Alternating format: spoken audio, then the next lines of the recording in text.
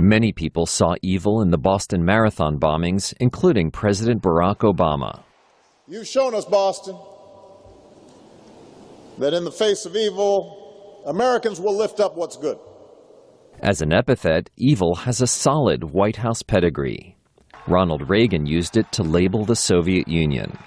To ignore the facts of history and the aggressive impulses of an evil empire. And George Bush to describe Saddam Hussein's Iraq along with Iran and North Korea. States like these and their terrorist allies constitute an axis of evil. Hallelujah, hallelujah.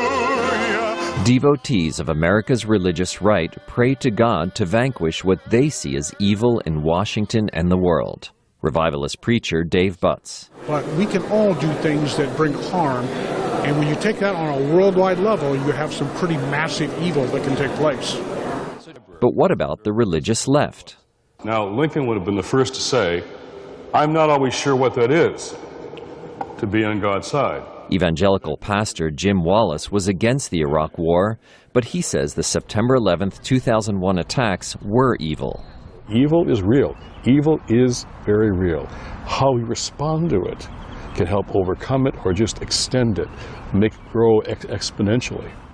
It may be correct to describe bombings and shootings and their perpetrators as evil, but some people worry that it prevents Americans from having a serious conversation about what causes these tragedies. Applied philosophy professor Philip Cole spoke with VOA via Skype. And for me, evil is what I call a black hole concept. It kind of blocks us, our understanding. It prevents us from going any farther. It brings the conversation to a halt. Evil has long captured the human imagination, and some scholars say that as a category, it helps us know how to respond.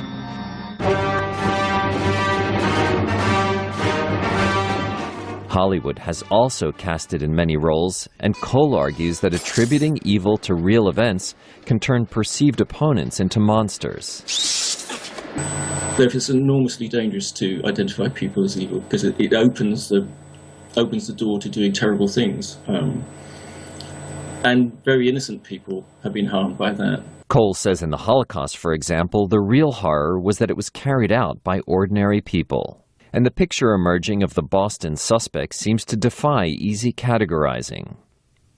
The general theme of the Nobel speech, which says that this is a dangerous world where real evil exists out there.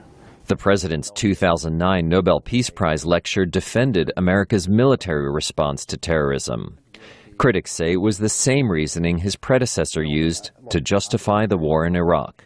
Jerome Sokolovsky, VOA News, Washington. The more competition we have, the better. On the other hand,